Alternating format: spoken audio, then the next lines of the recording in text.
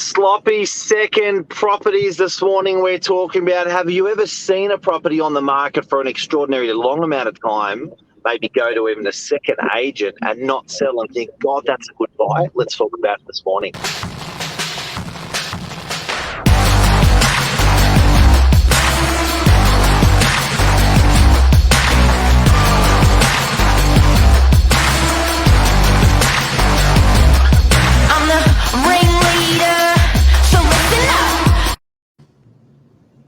I had to say good morning, Mark, but I was a bit scared when you said sloppy seconds this morning. No idea what you're talking about. No idea, but it didn't sound good. No, but you know what? It's actually it's a very awkward conversation with a client that's selling. It's an awkward conversation with buyers that are buying as to why a property hasn't sold. It happens with rentals. It happens with sales. It happens with commercial. It happens with residential. And you sort of, because it hasn't sold or rented within that first week, sometimes you're into week, these days, 10 or 12. And as a client, you're thinking, hang on a sec, am I missing something? This is fantastic and it looks better than it really is. How do you identify that it's not, it actually is super valuable? Often it's too late and then it sells after a very long time on the market or gone to a second agent and you're going, I know that was a good property. I just knew it. I missed it. I should have bought it. So how do you identify those properties before they sell or before they rent, the good properties? I think there's a couple of obvious, searching tools as a buyer you can use to find these properties.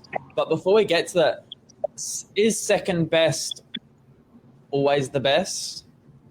It's second best. A lot of people don't like second hand. It's funny. I think it doesn't have the shine sometimes. Yeah, I get that. It doesn't have that, that brand new thing, but sometimes it's just good. And you see it often with stuff that becomes vintage or antique and timeless. And you think to yourself, man, I knew that was going to be a cracker. It happens with cars. It happens with watches. It happens with properties. Yeah. So where can you find not the sloppy seconds, but the good stuff, the cracking deals that have been missed? And what we're referring to here are properties that have been sitting on market for a long time, potentially changed agents, undergone a couple of price adjustments, but there's still no bites. Where do you find them? Okay, now, for people that don't know, realestate.com and Domain are a little bit cheeky. When you open those portals, they will often run the featured properties first. Yeah. Totally not unrelated to what your search is. They're just serving you up what they want to serve you up. Try this.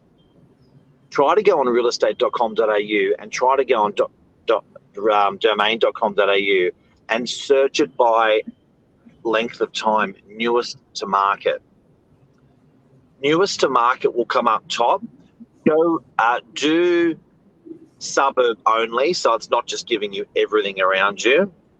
Do suburb only, do newest to oldest, go to the last page. Those properties are the stinky, tired, unsold properties that can't get the price they want. Sometimes, and I don't mean to sound predatory, but sometimes they're a little bit vulnerable, those guys. Sometimes they are good properties, but everyone just has a bad perception because they've been on the market a long time. Sometimes they are the most negotiable people, and you're going to get a bargain. Yeah, and realestate.com, and Domain, they are the biggest real estate portals in the country, and majority of properties, that are going with paid marketing will find their way to these websites. But it's funny. So the apartment that I ended up purchasing, Mark, it was on the market for 90 days. And we were talking about it there. It was a complete coincidence. I was looking in a different area where there was nothing on the market. Ended up just going mad. I'm going to just take out the search area and put in a price bracket anywhere in Sydney. And this one popped up. And the story that's a perfect example. This Yeah. was not in your core area. Hang on a second. I just want to say g'day to Ben. We're going to circle back to some of Ben's questions. Good morning, Ben. Prequels are better than the sequels. It's true. Real Estate Domain says clearance rates last week 80%. And CoreLogic says 58%. They do count it differently. We'll circle back to these in a sec. But Billy, you were looking Northern Beaches. For people that don't know where we are, Northern Beaches is sort of probably 45 minutes north of CBD. It goes from Manly up to Palm Beach. Now, with that area there, that's your home ground. That's where you work. That's where you live. That's all you thought. But you changed your search. You changed it. How? Like you said, there's a couple of different ways you can play around with your requirements. But I took out area completely, just filled in a price bracket, my top end to where I realistically wanted to be, and then just searched highest to lowest or lowest to highest, and see what pops up. That price range, you were at 650, so it was a super tight price range. There wasn't a lot of stock on. Yeah, we're talking about a handful of properties here. On the beaches, there was one. I had a look at the one. I thought absolutely not. So then, removed that and went out. But it was it's different, very different properties that will come up. Very, very different. And this is really relevant, guys, that are out there, because days on market for most suburbs were sitting between 0 and 14 days. Things were selling so fast. The average days on market was sitting at 14 days across most suburbs, 21 days most suburbs. Yep. I've seen days on market blow out to 90 to 120 days in our suburbs in different cycles. So this is getting everyone ready early for sloppy seconds, for properties that aren't selling within the first couple of weeks, and getting you guys how to identify these properties, how to find these properties online, how to think even, because they're not necessarily bad properties. The vendors could be a little bit tender, a little bit more negotiable than you think. Which is sort of what you want as a buyer. So it's definitely swung from a seller's market to a buyer's market. Now, can we just move over just a couple of Ben's questions this morning? How do you get the seller down to your max? How do you get a seller down to your max? Billy, have you seen this done? I think a big one is going in realistic. I think it's a very good way to piss a vendor off or piss an agent off, completely lowballing and just being, opposite to honest. Yep. You just go in and you say, this is realistically my absolute tops. Go in with your strongest foot first. What would you say, Mark? You know what I love that I never ever see, and Ben, this is for you because you're right in the heart of buying at the moment. Set up an offer meeting with the real estate agent. People never do this. Buyers never do this. What is an offer meeting? You call the real estate agent and say, I would like to come and see you in your office. I would like to make an offer on this particular property. Don't tell them the offer. When are you available? An agent will always say yes. An agent will always give you a time fast, and go in belly to belly, and win the heart and mind of the real estate agent.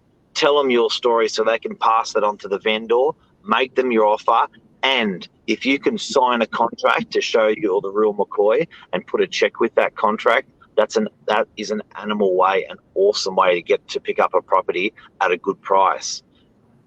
Second best. Definitely putting a name on a contract. Yeah, definitely. Yeah.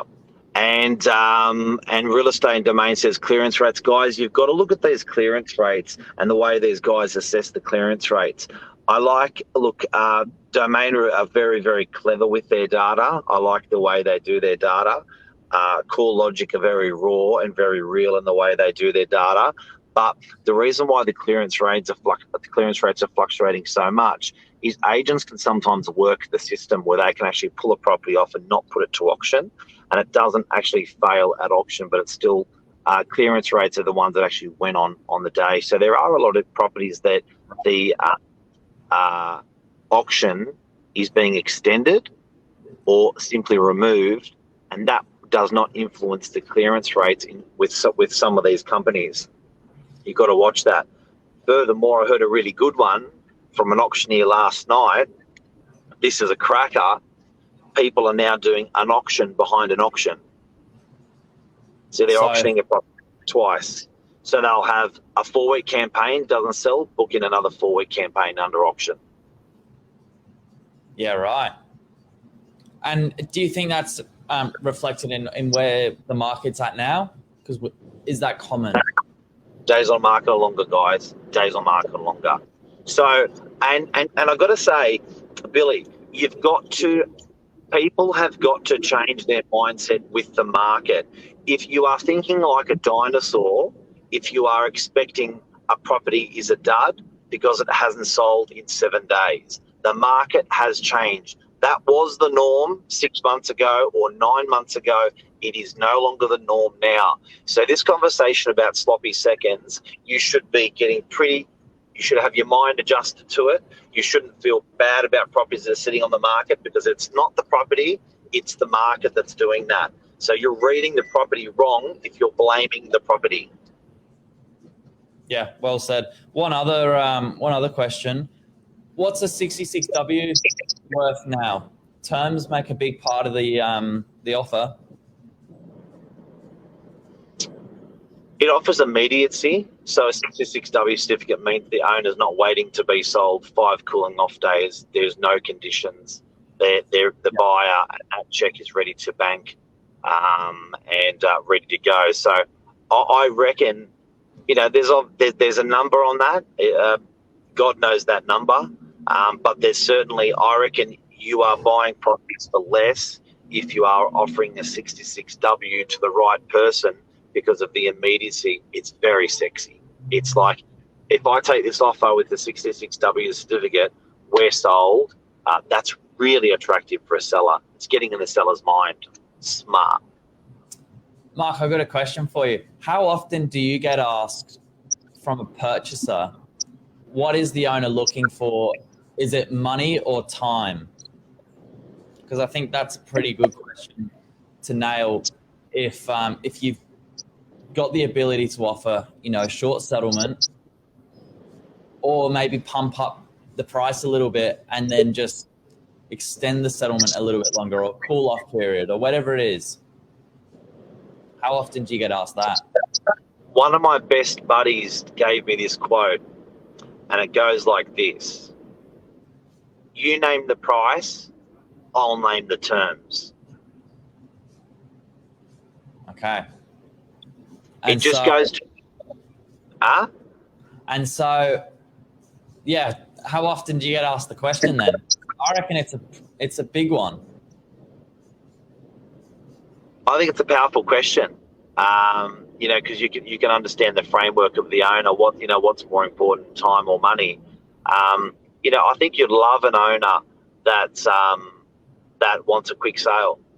I think you'd love an owner that has months or years to sell their property. It doesn't have immediacy. Doesn't really have to meet the market with price. So it's a clever question. It's a really clever question. I think getting into the mind of the owner we are this morning talking about sloppy seconds with properties that are staying on the market a bit longer than normal. Is there anything wrong with them? Getting to the end of this segment, I think it's interesting what we're tapping into here. I think it's premature. I think it's happening at the moment in the marketplace, and I think it's a conversation in 3 to 6 months that everyone's going to be used to.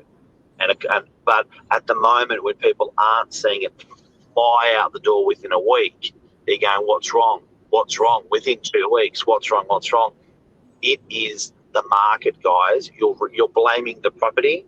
Don't blame the property. Blame the market as a buyer, and get used to it, because there's good buyers out there.